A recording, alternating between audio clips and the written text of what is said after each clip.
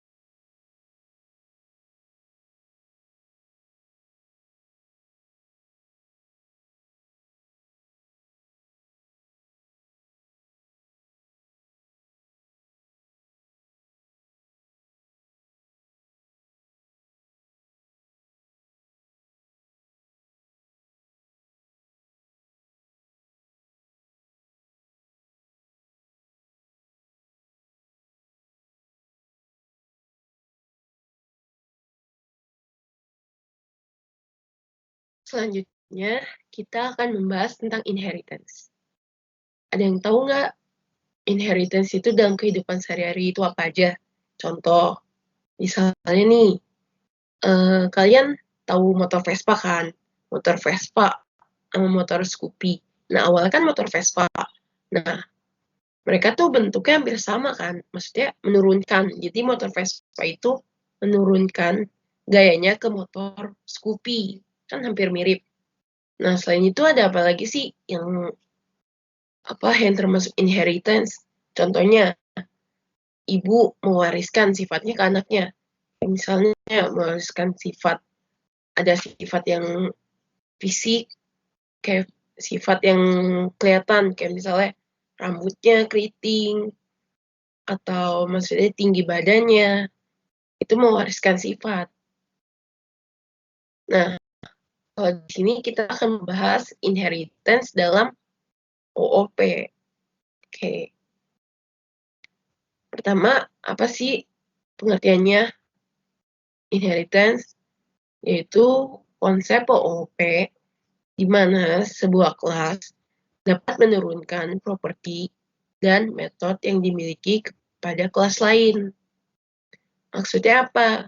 Maksud konsep inheritance di sini ialah di mana suatu kelas itu dapat menjadi superkelas atau parent class yang nantinya akan menurunkan metode, atribut, objek ke dalam suatu subkelas atau child class. Suatu kelas mempunyai keturunan. Jadi kita bisa tahu yang mana menjadi superkelas atau kelas induk. Kemudian yang dikasih keturunannya ada sebutannya disebut subkelas atau kelas anak. Inheritance ini ada nggak sih keuntungannya? Jelas ada. Ketika kita membuat superkelas atau program, nah, dan juga subkelasnya ada beberapa hal yang sudah ada dari superkelas. Bisa kita turunkan, terus lalu kita jalankan subkelasnya tanpa kita menuliskan ulang program dari si superkelas ini ke subkelas. Jadi program di inheritance lebih simple. Inheritance itu ada berapa macam? Nah, di sini kita akan membahasnya. Inheritance itu ada 4 macam. Yang pertama, single inheritance. Yang kedua, multiple inheritance. Yang ketiga, multi-level inheritance. Dan yang terakhir, hierarchical inheritance.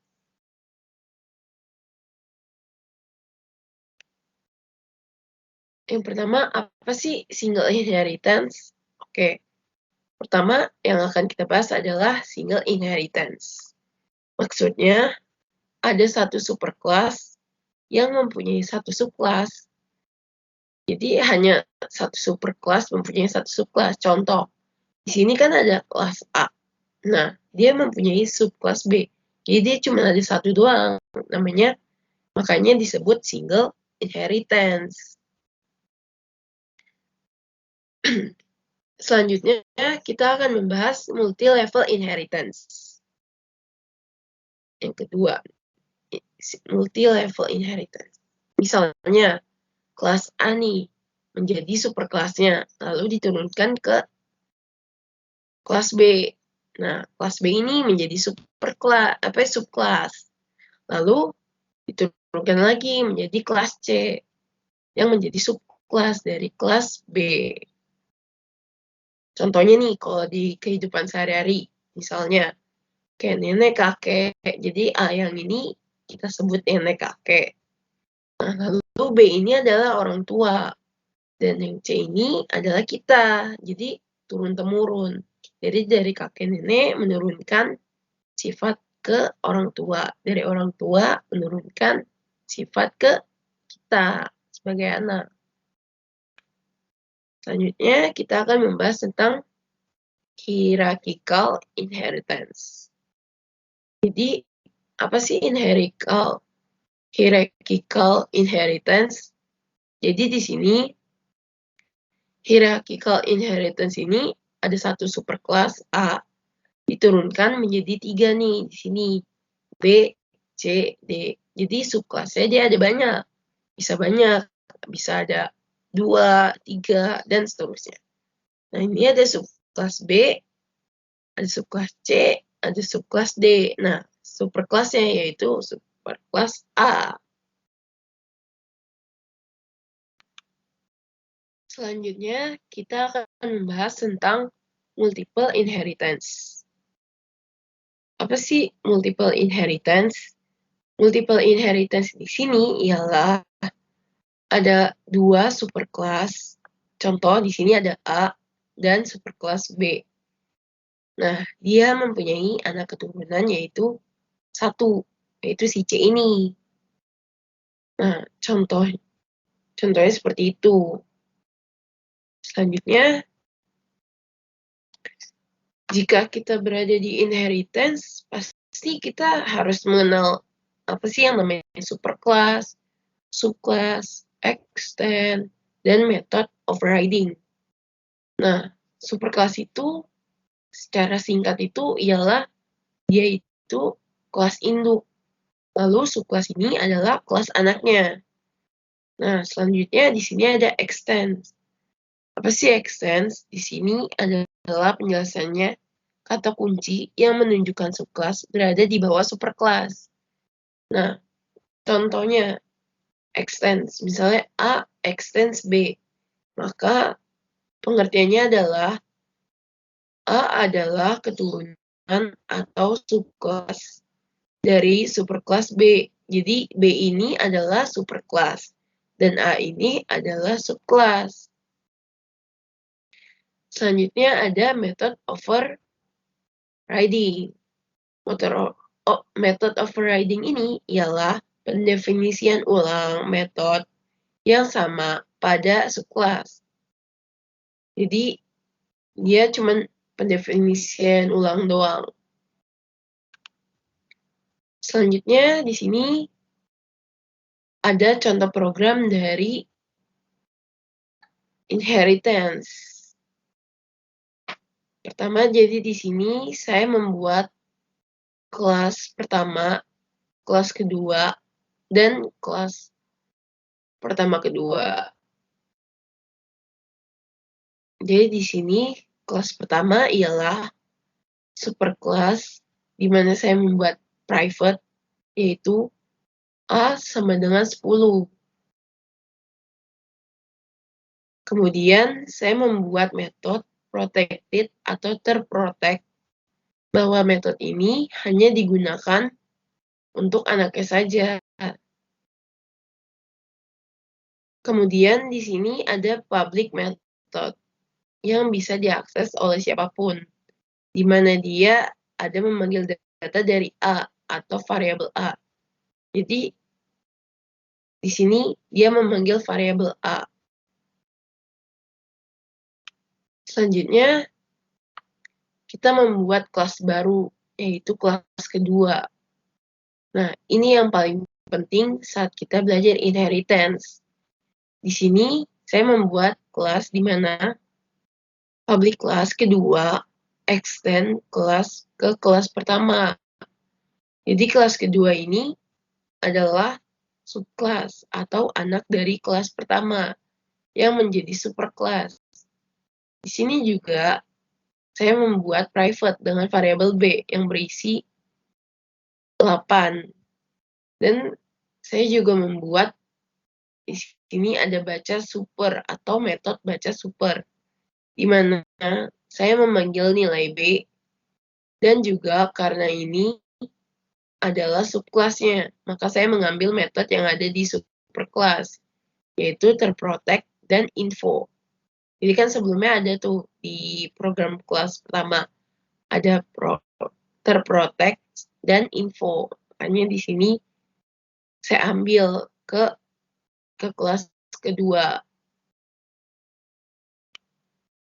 Selanjutnya di sini kita harus membuat kelas main, yaitu kelas pertama kedua.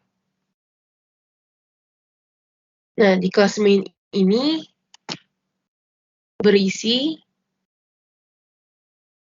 public static void main string args. Nah, di sini ada sistem out println dari kelas kedua subkelas. Jadi kelas kedua kan subkelas tuh.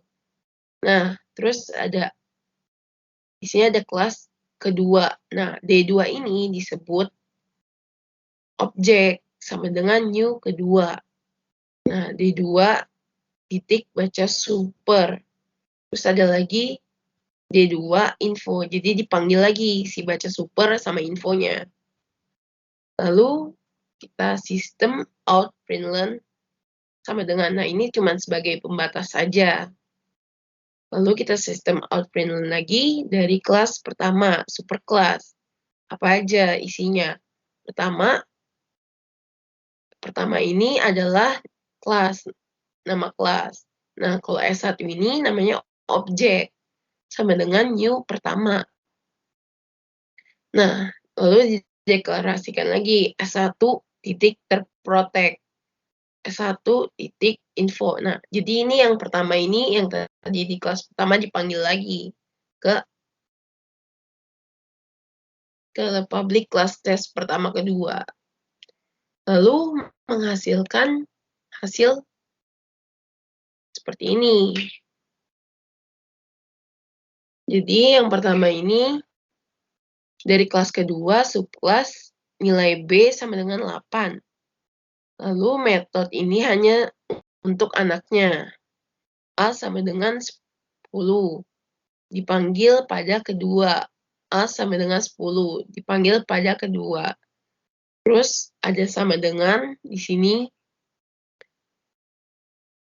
Lalu sebagai pembatas sama dengannya dari kelas pertama superclass. Metode ini hanya untuk anaknya.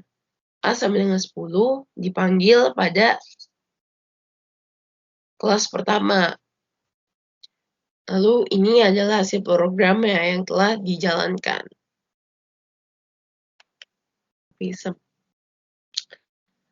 Kalau contoh dalam kesehari-hari sih lebih ke perusahaan. Contoh kayak perusahaan Smart dan perusahaan Friend.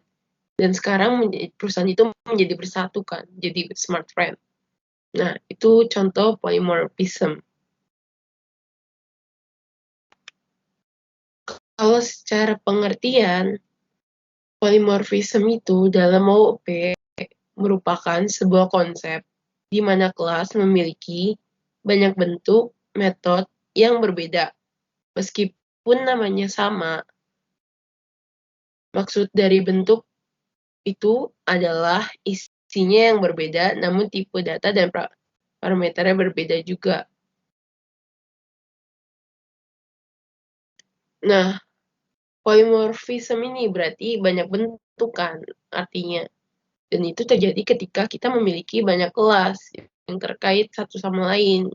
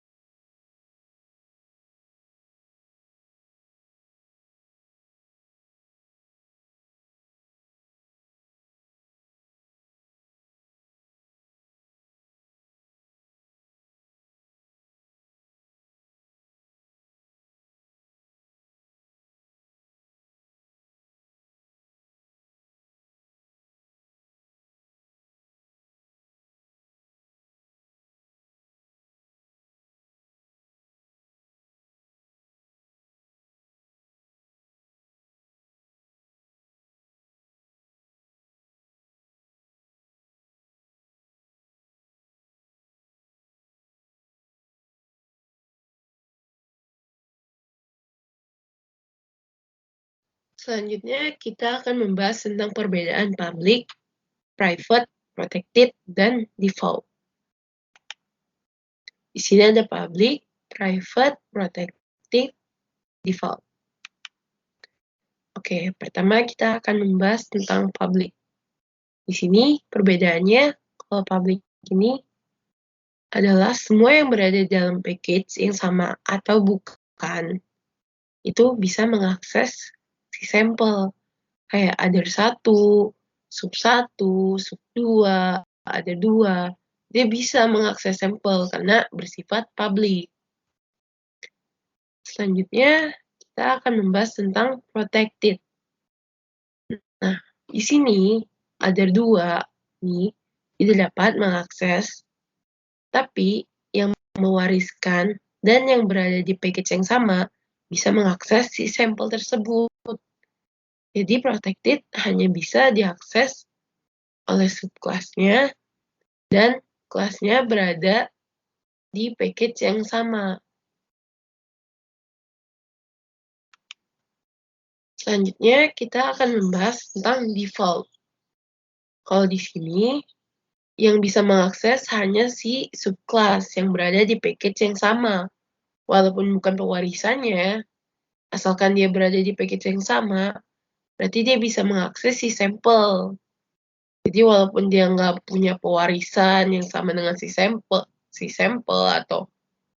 atau yang lain gitu, asalkan dia package-nya sama aja dalam package ini, dia bisa mengakses. Selanjutnya ada private. Di sini kalau private ini yang bisa mengakses tuh hanya si sampel tersebut doang. Jadi yang other 1, sub 2, other 2 nggak bisa mengakses si sampel. Walaupun pewarisannya sama, walaupun satu package, itu nggak bisa karena dia bersifat private.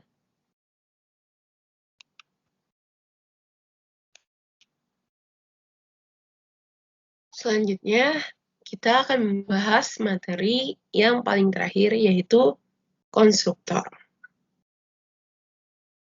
Apa sih konstruktor itu? Secara pengertian, konstruktor itu adalah tipe khusus metode yang digunakan untuk menginstansiasi sebuah objek. Nama konstruktor harus sama seperti nama kelasnya. Jadi, secara singkat, konstruktor itu sama dengan metode. Nah, menginstansiasi sebuah objek maksudnya tuh ialah digunakan untuk membuat objek agar lebih cepat. Jadi programmer tuh nggak perlu memikirkan nama konstruktor. Contoh, jika nama kelasnya user, maka nama konstruktornya juga user. Selain itu, konstruktor tidak bisa mengembalikan nilai atau return seperti metode fungsi atau void. Jadi konstruktor itu metode tapi bukan function. Selanjutnya kita akan membahas programnya. Contohnya seperti ini, ada kelas namanya user. Misalkan di sini dibuat suatu variabel username dan password. Dan yang disebut konstruktor itu yang public user. Karena nama kelasnya juga user. Di sini juga terdapat akses modifiernya yaitu public. Dan di dalam metode konstruktor bisa diisi akan menampilkan eksekusi metode konstruktor. Maka intinya cara membuat sebuah konstruktor itu hanya dengan menuliskan nama metode konstruktor sama seperti nama kelas. Pastikan juga memberikan modifier public kepada konstruktor.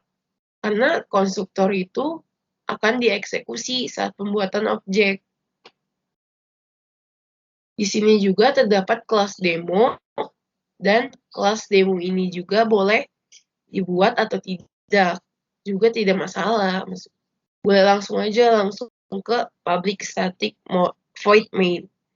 dan membuat objek baru yaitu seperti user petani sama dengan new user. Kelasnya user dan objeknya petani di sini.